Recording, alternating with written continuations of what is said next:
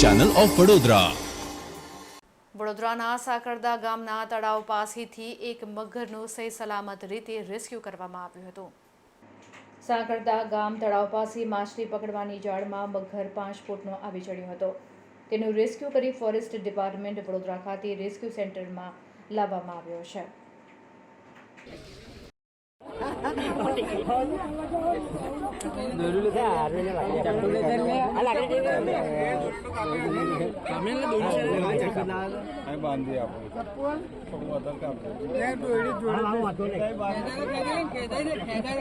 પાછો ખેંચાય વાંધો નહીં.